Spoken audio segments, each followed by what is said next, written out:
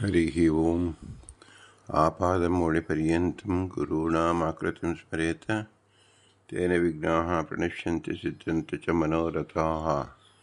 श्रीगुरुभ्यो नमः। परमगुरुभ्यो नमः। श्रीमदानन्दतीर्थभगवत्पादाचार्यगुरुभ्यो नमः। मन्मनोभीष्टवरदं सर्वाभीष्टफलप्रदं पुरन्दरगुरुं वन्दे दासशिष्टं दयानिधिं विद्याविनयसम्पन्नं शान्तादिगुणब्रह्मितं सशास्त्रप्रवचनासक्तान् निलमिलार्यन् गुरून् भजे। पृथ्वीमण्डलमध्यस्याः पूर्णबोधमतानुगाः वैष्णवाः विष्णुहृदयाः तान् नमस्ये। मम हरिः ओम्। श्रीशापाहि अनन्तकोटिब्रह्माण्डनायकाय वधू ಶ್ರೀಪುರಂದರದಾಸರಚಿಸಿದ ಭವ್ಯಗ್ರಂಥ ಶಾಸ್ತ್ರಪ್ರಮೇಯ 180 ಗದ್ಯ ಮಾಲೆಗಳು. ನಾವು 82ರಿಂದ 92ನೇ ಗದ್ಯವರೆಗೂ ನೋಡುತ್ತಿದ್ದೆವು. ಅಕ್ರೂರ ವರದ, ಅಂಬರೀಷ ವರದ, ನಾರದ ವರದ, ಪ್ರಹ್ಲಾದ ವರದ, ಗಜೇಂದ್ರ ವರದ, ಮುಚುಕುಂದ ವರದ, ಧ್ರುವ ವರದ, ವಿಭೀಷಣ ವರದ, ಪುಂಡರೀಕ ವರದ ಮತ್ತು ಪರಾಶರ ವರದ ಎಂಬುದು 10 ಜನ ವರದರೊಂದು ಶ್ರೇಷ್ಠರು. ಇವರೆಲ್ಲರೂ ಜೀವರು. ಆದ್ದರಿಂದ ಇದು ಜೀವರ ಪ್ರಕರಣವಾಗಿದೆ.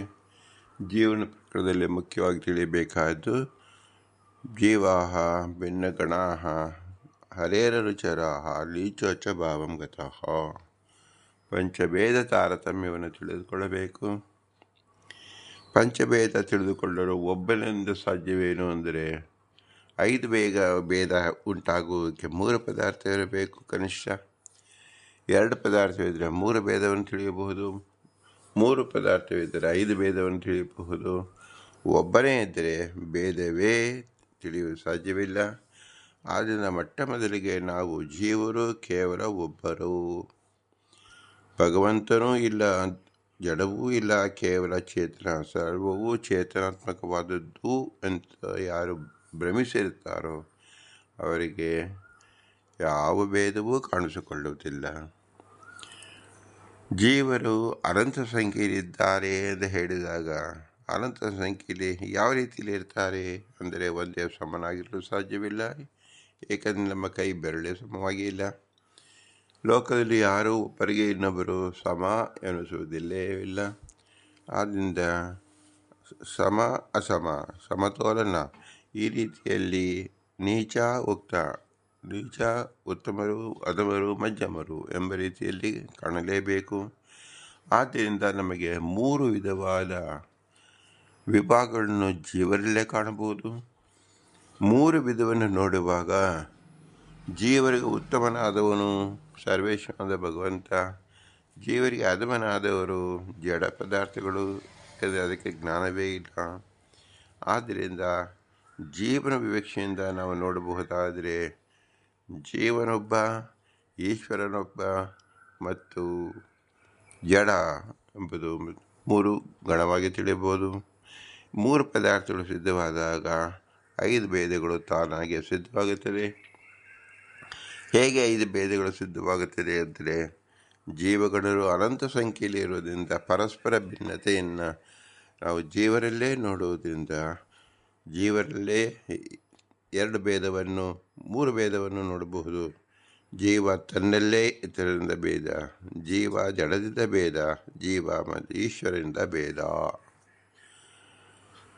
ಹೀಗೆ ಜೀವರಲ್ಲೇ ಪರಸ್ಪರ ಭೇದ. ನೀಚೋಚ್ಚ ಭಾವಗತ, ಅದಕ್ಕೆ ತಾರತಮ್ಯ ಅಂತ ಹೆಸರು.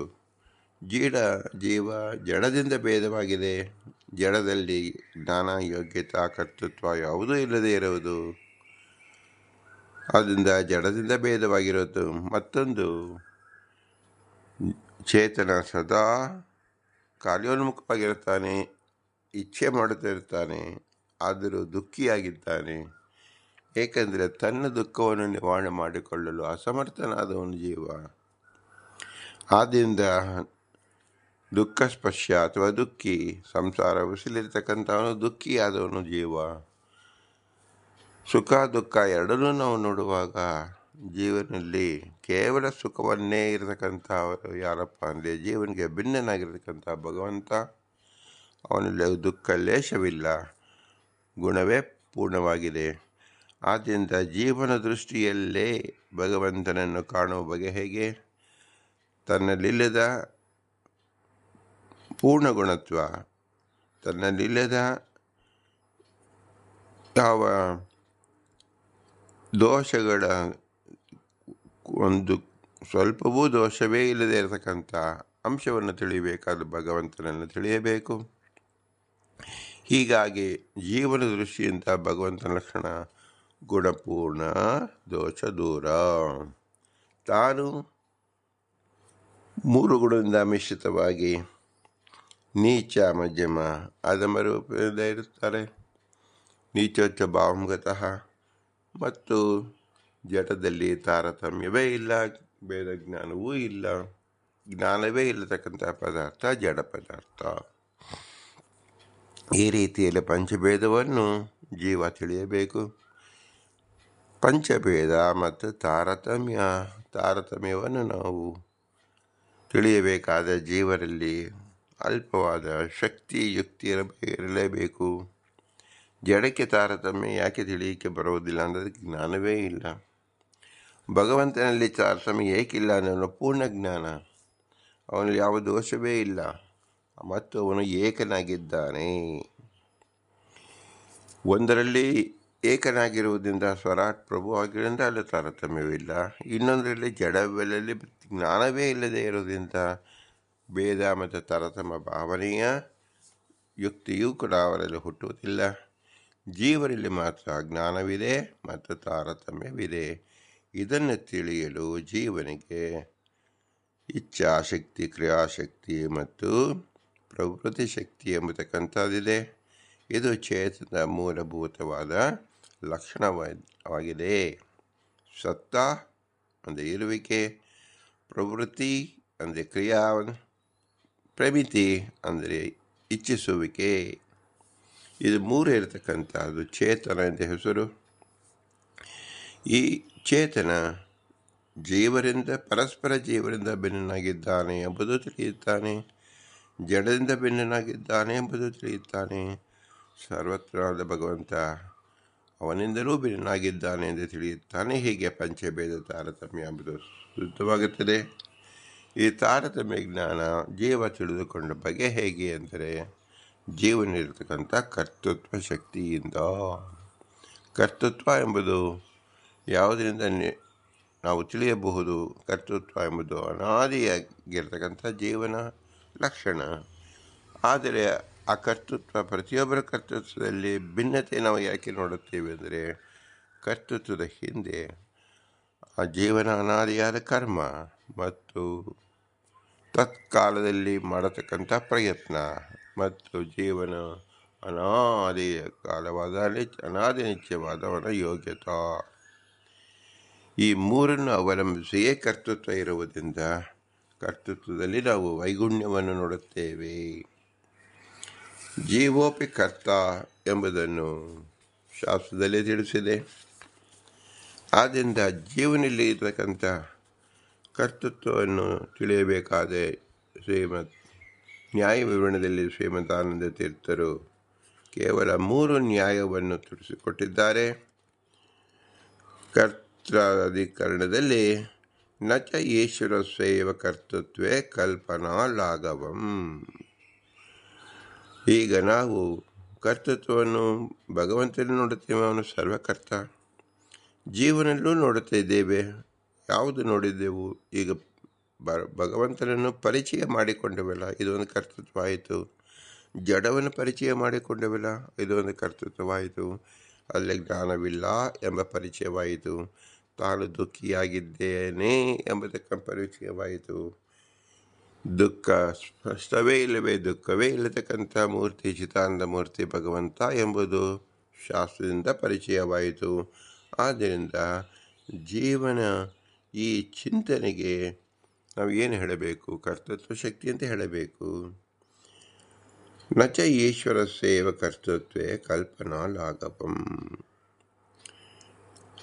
ಕರ್ತೃತ್ವ ಎಂಬತಕ್ಕಂಥದ್ದು ಕೇವಲ ಒಬ್ಬನಲ್ಲಿ ಇದ್ದರೆ ಅದು ಲಾಘವವಾಯಿತು. ಅಂದರೆ ನಾಣ್ಯಕ್ಕಂತ ಏನಾಗ ವಿಜ್ಯತೆ, ಭಗವಂತ ಮಾತ್ರ ಕರ್ತ, ಇನ್ಯಾರು ಕರ್ತರಿಲ್ಲ ಎಂಬತಕ್ಕಂಥ ಶಾಸ್ತ್ರದಲ್ಲಿ ಹೆಚ್ಚಾದ ಕಡೆಯಲ್ಲಿ ತಿಳಿಸಲ್ಪಟ್ಟಿದೆ.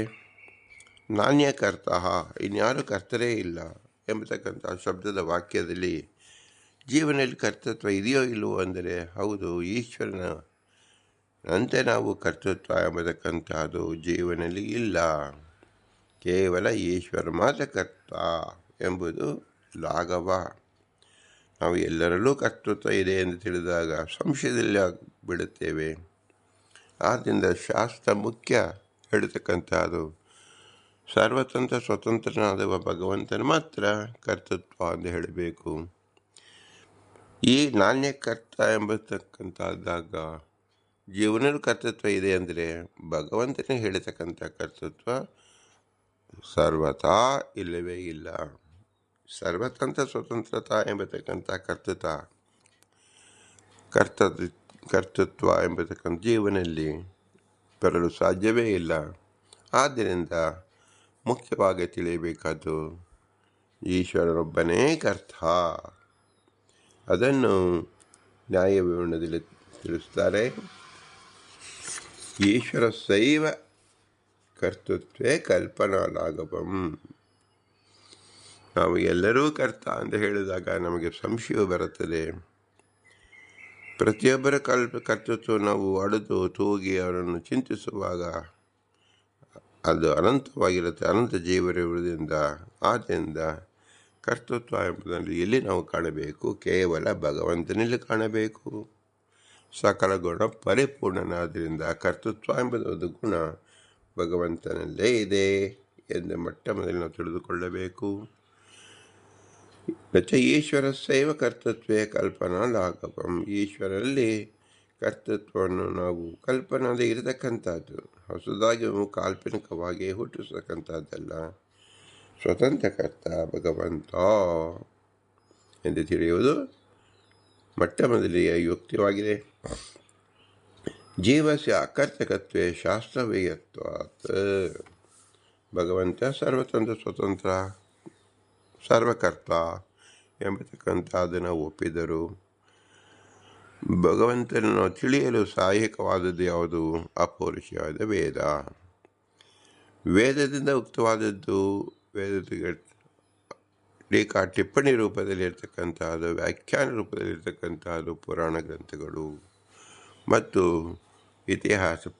ಇತಿಹಾಸ ಶ್ರುತಿ ಸ್ಮೃತಿಗಳು ಆಯಾ ಕಾಲದ ಜೀವರಲ್ಲಿ ತಮ್ಮ ಅನುಭವವನ್ನು ಹಂಚಿಕೊಂಡಿದ್ದು ಸ್ಮೃತಿ ರೂಪದಲ್ಲಿ ಇರುತ್ತದೆ. ಇವೆಲ್ಲವೂ ಆಗಮ ಎನಿಸಿಕೊಳ್ಳುತ್ತದೆ. ಋಗ್ಯಜುಷ ಅಥರ್ವಶ್ಯ ಮೂಲ ರಾಮಾಯಣಂ ತಥಾ ಮತ್ತು ಮಹಾಭಾರತ ಪುರಾಣ ವಾಕ್ಯಗಳು ಇವೆಲ್ಲವೂ ಸದಾಗಮ ಎಂದು ನಿಶ್ಚಯವಾಗಿದೆ. ಈ ಆಗಮಗಳು ನಾವು ಏನು ತೋರಿಸ್ತಾ ಇದೆ ಅಂದರೆ ಭಗವಂತ ಸರ್ವತಂತ್ರ ಸ್ವತಂತ್ರ ಅಂತ ತಿಳಿಸ್ಕೊಡ್ತಾ ಇದೆ. ಈ ತಿಳುವಳಿಕೆ ಯಾರಿಗೆ ಗೊತ್ತಾಗಿದ್ದು? ಭಗವಂತ ತಾನು ಸ್ವತಂತ್ರ ಆಗಿದ್ದಾನೆ ಎಂಬತಕ್ಕಂಥದ್ದನ್ನು ಇನ್ನೊಬ್ಬರಿಗೆ ತಿಳಿದು ಹೇಳೋ ಪ್ರಮೇಯವಿಲ್ಲ. ಹಾಗಾದರೆ ಶಾಸ್ತ್ರವು ಬೋಧಕವಾದದ್ದು ಯಾರಿಗೋಸ್ಕರವಾಗಿ? ಜೀವನಿಗೋಸ್ಕರವಾಗಿ. ಜೀವ ಭಗವಂತನ ತಿಳಿಯಲು ಶಾಸ್ತ್ರ ಬೇಕು. ಜೀವ ತನ್ನಲ್ಲಿ ತಾರತಮ್ಯ ಜ್ಞಾನವನ್ನು ತಿಳಿಯಲು ಶಾಸ್ತ್ರ ಬೇಕು. ಜೀವ ಜಡದ ಜ್ಞಾನವನ್ನು ತಿಳಿಯಲು ಶಾಸ್ತ್ರ ಬೇಕು. ಆದ್ದರಿಂದ ಈ ಶಾಸ್ತ್ರ ಭಗವಂತನ ತಿಳಿಯಲು ಜಡವನ್ನು, ತನ್ನಲ್ಲಿರತಕ್ಕಂಥ ತಾರತಮ್ಯವನ್ನು, ತನ್ನ ದುಃಖ ನಿವಾರಣೆಯನ್ನು ಮಾಡಿಕೊಳ್ಳಬೇಕಾದರೆ ಶಾಸ್ತ್ರವೇ ಗತಿಯಾಗಿದ್ದರಿಂದ ಶಾಸ್ತ್ರವೇ ನಮಗೆ ಅರ್ಥವೇ ಆಗಲಿಲ್ಲ ಅಂದರೆ ಶಾಸ್ತ್ರ ಅರ್ಥ ಮಾಡಿಕೊಳ್ಳತಕ್ಕಂಥ ಯೋಗ್ಯತೆಯೇ ಜೀವನಿಗಿಲ್ಲ ಅಂತ ಹೇಳಿದಾಗ ಶಾಸ್ತ್ರ ಮಾಡಿದ್ದಾದರೂ ಯಾತಕ್ಕೋಸ್ಕರವಾಗಿರುವುದಾದರೂ ಯಾತಕ್ಕಾಗಿ? ಶಾಸ್ತ್ರದಲ್ಲಿ ಹೇಳ್ತಕ್ಕಂಥ ವಿಧಿ ನಿಷೇಧಗಳು ಸಹ ಎಲ್ಲವೂ ವ್ಯರ್ಥವಾಗುತ್ತದೆ. ಯಾತಕ್ಕಾಗಿ ಶಾಸ್ತ್ರ ಎಂಬುದು ಹೇಳುತ್ತೀರಾ? ಜೀವನ ಕರ್ತೃತ್ವವೇ ನಾವು ಇಲ್ಲದೇ ಇದ್ದಾಗ ಎಲ್ಲ ಶಾಸ್ತ್ರವು ಅಪೂರ್ಣವೆನಿಸುತ್ತದೆ ಮತ್ತು ಶಾಸ್ತ್ರದ ಇರುವಿಕೆಯೇ ಅಸ್ತಿತ್ವವೇ ಬೇಡಬೇಕೆನಿಸುತ್ತದೆ, ದೂಷಣಪ್ರಾಯವಾಗುತ್ತದೆ. ಆದ್ದರಿಂದ ನಾವು ಏನು ಮಾಡಬೇಕು? ಶಾಸ್ತ್ರದ ಅರ್ಥವನ್ನು ತಿಳಿದುಕೊಳ್ಳೋಕ್ಕೋಸ್ಕರವಾಗಿ ಜೀವನಿಗೆ ಕರ್ತೃತ್ವ ಇದೆ ಎಂದು ಒಪ್ಪಬೇಕು. ಹಾಗಾದರೆ ಭಗವಂತನ ಸರ್ವತಂತ್ರ ಸ್ವತಂತ್ರ ಕರ್ತೃತ್ವಕ್ಕೂ ಜೀವನ ಸ್ವತಂತ್ರಕ್ಕೂ ಹೇಗೆ ನಾವು ವೈಲಕ್ಷಣವನ್ನು ತಿಳಿಯುವುದು ಅಂದರೆ, ಭಗವಂತ ವೇದ, ಇತಿಹಾಸ, ಪುರಾಣ ಇವುಗಳಿಂದ ತಿಳಿದು ಜೀವನನ್ನು ತಿಳಿಯಬೇಕಾಗಿಲ್ಲ, ಜಡವನ್ನು ತಿಳಿಯಬೇಕಾಗಿಲ್ಲ, ತನ್ನೆಲ್ಲವ ಗುಣಗಳನ್ನೂ ತಿಳಿಯಬೇಕಾಗಿಲ್ಲ. ಅವನು ಸ್ವಯಂಭೂಹು, ಪೂರ್ಣನಾಗಿದ್ದಾನೆ. ಪೂರ್ಣಸ್ಯ ಪೂರ್ಣಮಾದಾಯ ಪೂರ್ಣಮೇವ ಭವಿಷ್ಯತಿ. ಅವನಿಗೆ ಏನೇ ಒಂದು ಶಾಸ್ತ್ರವನ್ನು ತಿಳಿದು ಓದಿಕೊಂಡು ತಿಳಿದುಕೊಂಡ ಎಂಬ ಪ್ರಮೇಯವೇ ಇಲ್ಲ. ಅವನು ಪೂರ್ಣಾನಂದ. ಹಾಗಾದರೆ ಶಾಸ್ತ್ರದ ಪ್ರಯೋಜನ ಇರುವುದು ಯಾರಿಗೋಸ್ಕರವಾಗಿ? ಕೇವಲ ಜೀವರಿಗೋಸ್ಕರವಾಗಿ. ಶಾಸ್ತ್ರದ ವೈಯರ್ಥವನ್ನು ನಾವು ಒಪ್ಪಿಕೊಂಡಾಗ ಜೀವನಿಗೆ ಕರ್ತೃತ್ವವೇ ಇಲ್ಲ ಅಂತ ಹೇಳಿದಾಗ, ಕೇವಲ ಈಶ್ವರನಿಗೆ ಕರ್ತೃತ್ವ ಎಂದು ಹೇಳಿದಾಗ ಶಾಸ್ತ್ರ ಇದ್ದದ್ದೇ ವೈಯರ್ಥವಾಗುತ್ತದೆ. ಶಾಸ್ತ್ರದಲ್ಲಿ ಇರತಕ್ಕಂಥ ಪ್ರಯೋಜನವನ್ನು ನಾವು ಉಪಯೋಗಿಸಿಕೊಳ್ಳುತ್ತಿದ್ದೇವೆ. ಆದ್ದರಿಂದ ನಾವು ಅನಿವಾರ್ಯವಾಗಿ ಜೀವನದಲ್ಲಿ ಕರ್ತೃತ್ವವನ್ನು ಒಪ್ಪಲೇಬೇಕು. ಹಾಗಾದರೆ ಶಾಸ್ತ್ರ ವೈಯರ್ಥ.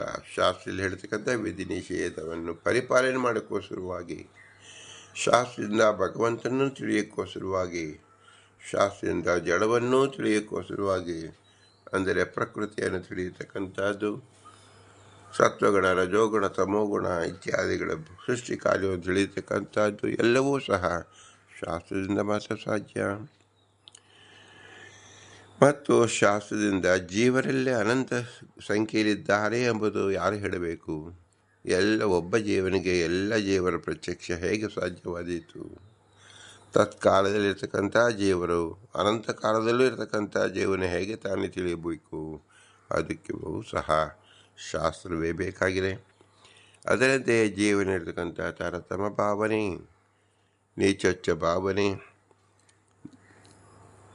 ಚೇತನರಲ್ಲಿರ್ತಕ್ಕಂಥ ಜೀವರಲ್ಲಿರ್ತಕ್ಕಂಥ ರುಜುತ್ವಗುಣ, ತತ್ವಾಭಿಮಾನಿ ದೇವತೆಗಳು, ಅತತ್ವಾಭಿಮಾನಿ ದೇವತೆಗಳು, ಯೋಗಿಗಳು, ಅಯೋಗಿಗಳು, ನಿತ್ಯ ಸಂಸಾರಿಗಳು, ತಮೋಯೋಗ್ಯರು, ಈ ರೀತಿಯಲ್ಲಿ ನಾವು ಜೀವನಲ್ಲಿರ್ತಕ್ಕಂಥ ವಿಭಜನೆಯನ್ನು ಸಹ ಹೇಗೆ ತಿಳಿದುಕೊಳ್ಳುವುದು? ಶಾಸ್ತ್ರದಿಂದ ತಿಳಿದುಕೊಳ್ಳಬೇಕು. ತಿಳಿದುಕೊಳ್ಳುವ ಯೋಗ್ಯತೆಯೇ ಇಲ್ಲದೆ ಹೋದರೆ ಶಾಸ್ತ್ರ ಇರುವುದಕ್ಕಾದರೂ ಪ್ರಯೋಜನವೇನು? ಶಾಸ್ತ್ರದ ತಿಳುವಳಿಕೆಗೆ ಶಕ್ತಿಯೇ ಇಲ್ಲದೇ ಇದ್ದರೆ ಜೀವನಿಗೆ ಶಾಸ್ತ್ರದ ಪ್ರಯೋಜನವಾದರೂ ಹೇಗಾಗುವುದು? ಆದ್ದರಿಂದ ನ್ಯಾಯ ವಿವರಣೆಯಲ್ಲಿ ಜೀವಸ್ಯ ಅಕರ್ತಕತ್ವೇ ಶಾಸ್ತ್ರ ವೈಯರ್ಥ್ವಾತ್, ಜೀವನದಲ್ಲಿ ಕರ್ತೃತ್ವವೇ ಇಲ್ಲ ಅಂತ ನಾವು ತಿಳಿದುಕೊಂಡ್ರೆ ಶಾಸ್ತ್ರದ ವೈಯರ್ಥ ಉಂಟಾಗುತ್ತದೆ, ಶಾಸ್ತ್ರದ ಪ್ರಯೋಜನವೇ ಇಲ್ಲ ಎಂದಾಗುತ್ತದೆ. ಈ ನಿಮಿತ್ತಕವಾಗಿ ಜೀವನದಲ್ಲಿ ಕರ್ತೃತ್ವವನ್ನು ಒಪ್ಪಬೇಕು. ಹಾಗಾದರೆ ಯಾವ ರೀತಿ ಕರ್ತೃತ್ವವನ್ನು ಎಂಬುದನ್ನು ವಿಶೇಷಾಕಾರವಾಗಿ ತಿಳಿಯಬೇಕು.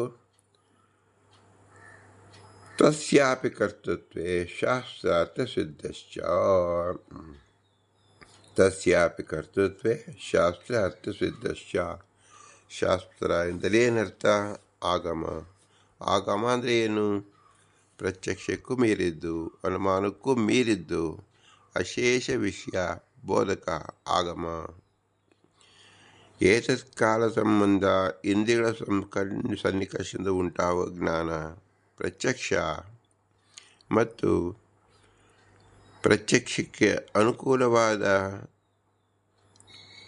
ಯುಕ್ತಿ ವ್ಯಾಪ್ತಿಯನ್ನು ತಿಳಿತಕ್ಕಂಥದ್ದು ಅನುಮಾನವಾದರೆ, ಪ್ರತ್ಯಕ್ಷಕ್ಕೆ ಮಿಗಿಲಾದ ಅಂದರೆ ವಿಷಯಗಳು ಅನಂತ ಇದೆ, ಅಪೌರುಷೇಯವಾದದ್ದಿದೆ, ಅವ್ಯಕ್ತವಾದದ್ದು ಇದೆ, ಅತಿ ಸೂಕ್ಷ್ಮವಾದವಿದೆ, ಅತಿ ಸ್ಥೂಲವಾದದ್ದಿದೆ. ಇದರಲ್ಲೂ ಪ್ರತ್ಯಕ್ಷ ವಿಷಯವಾಗಲಾರದು. ಅದು ಯಾವುದಕ್ಕೆ ವಿಷಯ ಅಂದರೆ ಆಗಮಕ್ಕೆ ವಿಷಯ. ಅದರಿಂದ ಅಶೇಷಾರ್ಥಬೋಧಕ ಆಗಮ.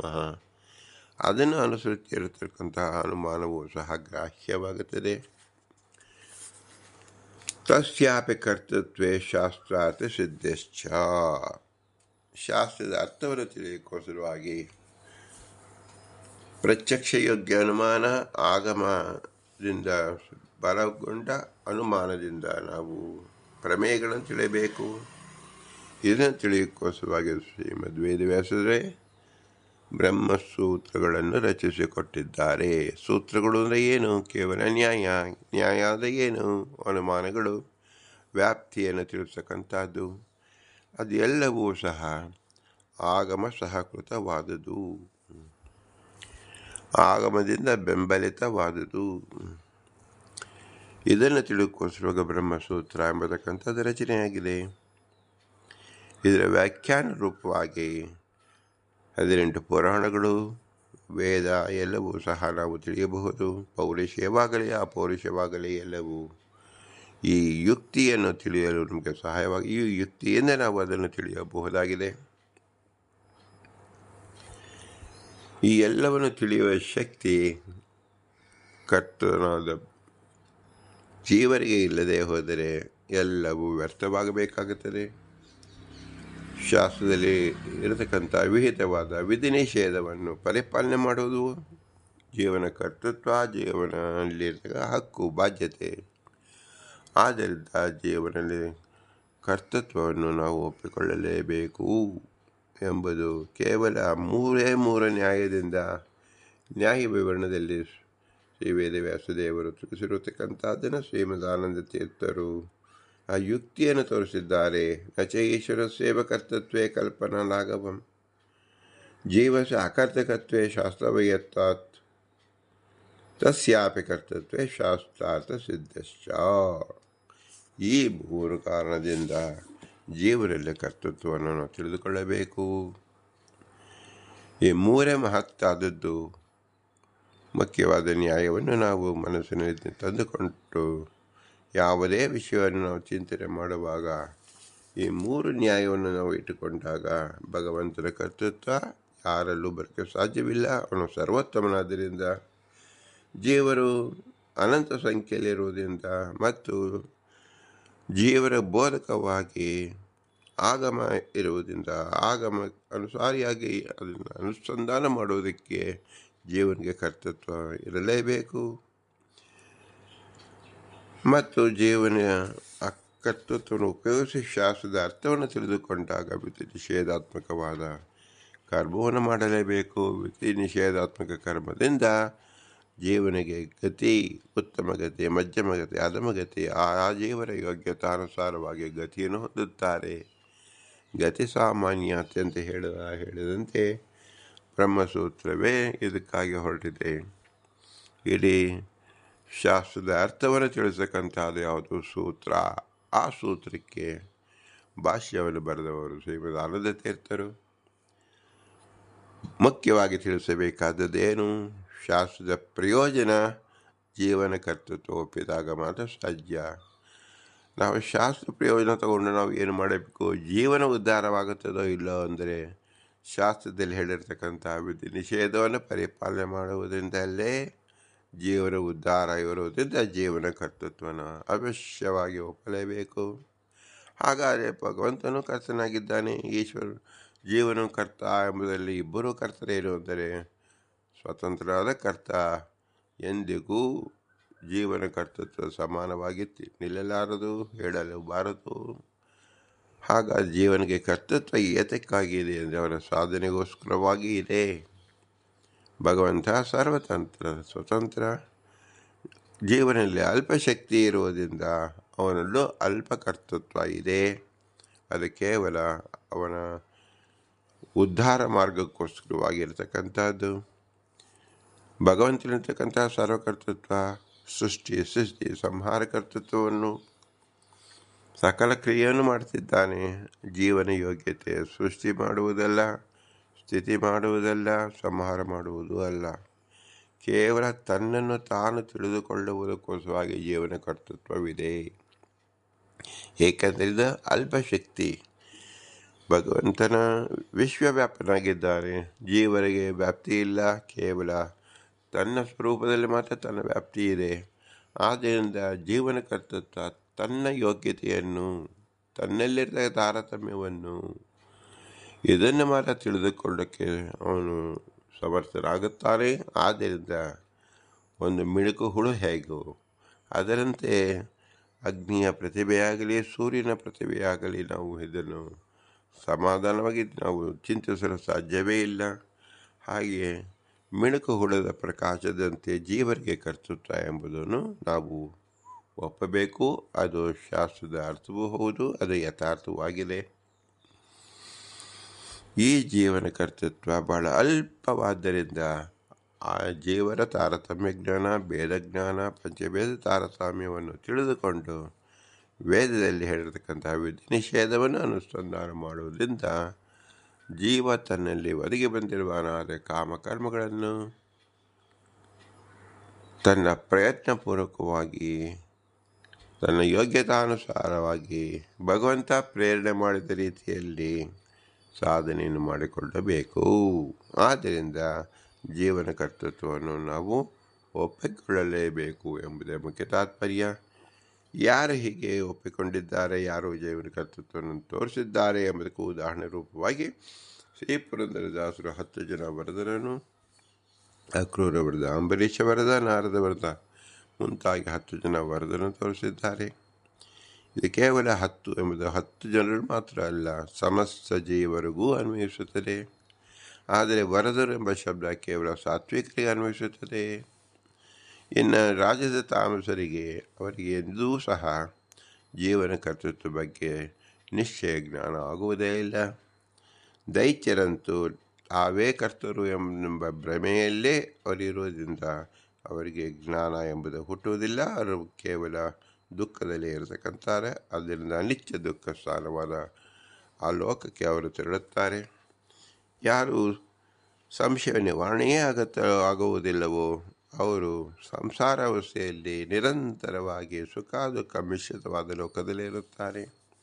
ಯಾರಿಗೆ ಸಂಶಯ ನಿವಾರಣೆಯಾಗಿ ಪೂರ್ಣವಾಗಿ ಕರ್ತೃತ್ವವನ್ನು ಅರಿತುಕೊಳ್ಳುತ್ತಾರೋ ಅವರು ಸಾಧನ ಅನುಸಂಧಾನದಲ್ಲಿ ತಾರತಮ್ಯ ಜ್ಞಾನವನ್ನು ಸ್ಫುಟವಾಗಿ ತಿಳಿಯುತ್ತಾರೆ. ತಾರತಮ್ಯ ಜ್ಞಾನದಿಂದ ಮುಕ್ತಿ ಅದರ ಮೋಕ್ಷವನ್ನು ಪಡೆಯುತ್ತಾರೆ ಎಂಬುದೇ ಶಾಸ್ತ್ರ ಪ್ರಮೇಯವಾಗಿದೆ.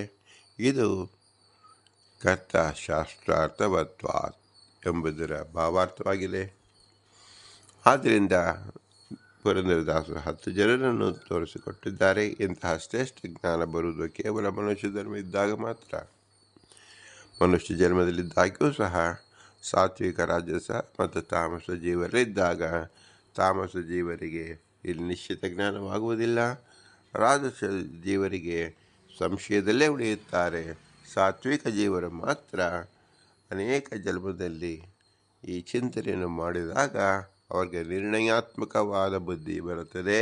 ಆಗ ಅವರ ಜೀವನ ಕರ್ತೃತ್ವವನ್ನು ತಿಳಿದುಕೊಳ್ಳುತ್ತಾರೆ. ಮೊಟ್ಟ ಮೊದಲಿಗೆ ಜೀವನ ಕರ್ತೃತ್ವವನ್ನು ತಿಳಿದುಕೊಳ್ಳುವ ಬಗ್ಗೆ ಯಾವುದು ಅಂದರೆ ದತ್ತ ಸ್ವಾತಂತ್ರ್ಯ. ಮನುಷ್ಯನಾಗಿ ಹುಟ್ಟಿದ್ದಾಗ ಇಂತಿಷ್ಟು ಇಂದ್ರಿಯಗಳನ್ನು ಭಗವಂತ ಕೊಟ್ಟಿದ್ದಾನೆ, ಎಲ್ಲವೂ ಕೊಟ್ಟಿದ್ದಾನೆ ಎಂದು 72,000 ನಾಡುಗಳಲ್ಲಿರತಕ್ಕಂಥ ಶಕ್ತಿಯನ್ನು ಎಲ್ಲವೂ ಕೊಟ್ಟ ಅಂತ ಹೇಳುವುದೇ ದತ್ತ ಎಂದು ಹೆಸರು. ಎಲ್ಲವೂ ಭಗವಂತನಿಂದ ಕೊಟ್ಟಿದ್ದು ಎಂಬ ಪ್ರಜ್ಞೆ ಮೊಟ್ಟ ಮೊದಲಿಗೆ ಬರಬೇಕು. ಅದಕ್ಕೆ ದತ್ತ ಸ್ವಾತಂತ್ರ್ಯ ಎಂದು ಹೆಸರು. ನಂತರದಲ್ಲಿ ಆಗಮುಕ್ತವಾದ ವಿಧಿ ನಿಷೇಧ ಇದು ತಿಳಿದುಕೊಂಡು ಶುದ್ಧ ಜ್ಞಾನದಿಂದ ಅನುಸಂಧಾನ ಮಾಡುವಾಗ ಭಗವಂತನು ತನ್ನಲ್ಲೇ ಇದ್ದು ಶಾಸ್ತ್ರಾರ್ಥವನ್ನು ಮಾಡಿಸಿದ, ಇದರಿಂದ ಈ ಕರ್ಮವನ್ನು ಮಾಡಿಸಿದ ಎಂಬ ಸ್ವಗತ ಸ್ವಾತಂತ್ರ್ಯವನ್ನು ತಿಳಿಯುತ್ತಾರೆ. ಭಗವಂತ ತನ್ನಲ್ಲೇ ಇದ್ದು ಈ ಎಲ್ಲ ಪ್ರಕ್ರಿಯೆ ನಡೆಯುತ್ತಾ ಇದೆ ಎಂಬತಕ್ಕಂಥ ಅನುಸಂಧಾನ ತಿಳಿಯುತ್ತದೆ. ಇದರಿಂದ ಭಕ್ತಿ ಪರಿಪಕ್ವವಾಗಿ ಅತಿ ಪರಿಪಕ್ವ ಹಂತಕ್ಕೆ ತಲುಪಿದಾಗ ಸರ್ವ ಸ್ವತಂತ್ರ ತನ್ನದೇನೂ ಅಲ್ಲ ಕೇವಲ ಭಗವಂತನಿಂದಲೇ ಎಂಬ ಅವಸ್ಥೆ ತಲುಪಿದಾಗ ಅದು ಮೋಕ್ಷಾವಸ್ಥೆ ಎಂಬೆನಿಸುತ್ತದೆ. ಇದಕ್ಕೆ ಅತಿ ಪರಿಪಕ್ವ ಭಕ್ತಿ ಅಂತ ಹೆಸರು. ಆದ್ದರಿಂದ ಸಾತ್ವಿಕ ಜೀವರಲ್ಲಿ ಸಾಧಾರಣ ಭಕ್ತಿ, ಪಕ್ವ ಭಕ್ತಿ, ಅತಿ ಪರಿಪಕ್ವ ಭಕ್ತಿ ಎಂಬುದರಿಂದಲೇ ದತ್ತ ಸ್ವಾತಂತ್ರ್ಯ, ಸರ್ವ ಸ್ವಾತಂತ್ರ್ಯ, ಸ್ವಗತ ಸ್ವಾತಂತ್ರ್ಯ ಮತ್ತು ನಂತರದಲ್ಲಿ ಸರ್ವ ಸ್ವಾತಂತ್ರ್ಯ ಈ ರೀತಿಯಲ್ಲಿ ಜೀವನ ಕರ್ತೃತ್ವವನ್ನು ತಿಳಿದುಕೊಂಡಾಗ ಭಗವಂತನ ವಿಶೇಷವಾದ ಅನುಗ್ರಹ ಉಂಟಾಗುತ್ತದೆ. ಇದು ನಿಜವಾದ ಬಿಂಬೋಪಾಸನೆ ಎನಿಸಿಕೊಳ್ಳುತ್ತದೆ. ಇದು ಮನುಷ್ಯದ ಅನೇಕ ಜನ್ಮದಲ್ಲಿ ಮನುಷ್ಯರಾಗಿ ಬಂದಾಗ ಒದಗಿ ಬರತಕ್ಕಂಥ ಶ್ರೇಷ್ಠ ಜ್ಞಾನ. ಇಂಥ ಮನುಷ್ಯ ಜನ್ಮವನ್ನು ಕೊಟ್ಟಂಥ ತಂದೆ ತಾಯಿಗಳ ಅನುಗ್ರಹವನ್ನು ಸ್ಮರಿಸಬೇಕು. ತಂದೆ ತಾಯಿ ಇರುವಿಕೆ ನೆರವಾದ ಗುರು ಹಿರಿಯರನ್ನು ಸ್ಮರಿಸಬೇಕು. ಇಲ್ಲ ತತ್ವಾಭಿಮಾನಿ ದೇವತೆಗಳು ನಿಂತು ಈ ಜ್ಞಾನವನ್ನು ಕೊಟ್ಟಿದ್ದರಿಂದ ಅನಂತ ತತ್ವಾಭಿಮಾನಿಗಳ ಆಶಯವನ್ನು ನೆನೆಸಿಕೊಳ್ಳಬೇಕು, ಅವರ ಅನುಗ್ರಹವನ್ನು ನೆನೆಯಬೇಕು. ಇವರಲ್ಲಿ ಮೇಲಾಗಿ ವಾಯುದೇವರೇ ಎಲ್ಲರಲ್ಲೂ ನಿಂತು ಈ ಜ್ಞಾನವನ್ನು ಕಾರ್ಯವನ್ನು ಮಾಡಿಸಿದ್ದ ಅವರ ವಿಶೇಷ ಆಕಾರವನ್ನು ಸ್ಮರಿಸಬೇಕು. ಆದರೂ ಇವರೆಲ್ಲರೂ ಅಸ್ವತಂತ್ರರು. ಸ್ವತಂತ್ರದ ಭಗವಂತ ಲಕ್ಷ್ಮೀನಾರಾಯಣ ಮಾತ್ರ ಅವನೇ ನಮ್ಮ ಬಿಂಬರೂಪಿ. ಈ ಬಿಂಬರೂಪಿಯಲ್ಲಿ ನಾವು ದತ್ತ ಸ್ವಾತಂತ್ರ್ಯ, ಸ್ವಗತ ಸ್ವಾತಂತ್ರ್ಯ ಮತ್ತು ಸರ್ವ ಸ್ವಾತಂತ್ರ್ಯ ಎಂಬ 3 ಬಗೆಯಾಗಿ ಹಂತವಾಗಿ ನಾವು ಜೀವನ ಕರ್ತೃತ್ವವನ್ನು ಪರಿಚಯ ಮಾಡಿಕೊಂಡಾಗ ಜೀವನ ಯೋಗ್ಯತೆ ಅವನಿಗೆ ಅರ್ಥವಾಗುತ್ತದೆ. ಜೀವನ ಯೋಗ್ಯತೆ ಅರಿತುಕೊಂಡಾಗ ಅವನಿಗೆ ಯೋಗ್ಯತಾ ಸಹಕೃತವಾಗಿ ಪ್ರಯತ್ನವನ್ನು ಮಾಡಿ ಅವನ ಯೋಗ್ಯತಾನುಸಾರ ಪ್ರಯತ್ನ ಮತ್ತು ಅನಾದಿಯಾದ ಕಾಮಕರ್ಮಗಳನ್ನು ತೀರಿಸಿಕೊಂಡಾಗ ಬಿಂಬದರ್ಶನವಾಗಿ ಆತ್ಮ ಸಾಕ್ಷಾತ್ಕಾರವಾಗುತ್ತದೆ. ಇದಕ್ಕೆ ಮೋಕ್ಷ ಮುಕ್ತಿ ಎಂದ ಹೆಸರು. ಇದು ಸಾಧ್ಯವಾಗುವುದು ನಮ್ಮ ಕೇವಲ ಬಿಂಬೋಪಾಸನೆಯಿಂದ. ಆದ್ದರಿಂದ ಇದು ಬಿಂಬೋಪಾಸನೆ ದರ್ಪಣ ಎಂದು ಹೆಸರಿಸಲಾಗಿದೆ. ಈ ಓದಿದರಿಂದಲೇ ನಮಗೆ ಮೋಕ್ಷ ಬರುವುದಿಲ್ಲ. ಇದು ದರ್ಪಣ ರೂಪದಲ್ಲಿ. ದರ್ಪಣದಿಂದ ಹೇಗೆ ನಾವು ಮಾರ್ಗವನ್ನು ತಿಳಿಯುತ್ತೇವೆಯೋ ಅದರಂತೆ ಬಿಂಬೋಪಾಸನದರೇನು ಎಂಬ ತಿಳುವಳಿಕೆಗೋಸ್ಕರವಾಗಿ ಬಿಂಬೋಪಾಸನ ದರ್ಪಣ ಎಂದು ಹೆಸರಿಸಲಾಗಿದೆ ಜೀವನ ಪ್ರಕರಣದಲ್ಲಿ. ಈ ಬಿಂಬರಿಗೆ ನಾವು ಹೇಗೆ ಪ್ರತ್ಯುಪಕಾರ ಸಲ್ಲಿಸುವುದರಿಂದ ಭೂಯಿಷ್ಟಾಂತರಮ ಮುಕ್ತಿಮಿದೇಮ ಭೂಯಿಷ್ಟಾಂತರಮ ಮುಕ್ತಿಮಿದೇಮ ಭೂಯಿಷ್ಟಾಂತರಮ ಮುಕ್ತಿಮಿದೇಮ ಎಂದೇ ಹೇಳಿ ವಿನಮ್ರವಾಗಿ ನಮಿಸೋಣ. ಭಾರತೀಯ ನಮಕ್ಕೆ ಪ್ರಾಣಾಂತರ ಶ್ರೀಕೃಷ್ಣಾರ್ಪಣಮಸ್ತು. ಹರಿ ಓಂ ಹರಿ ಓಂ ಹರಿ ಓಂ.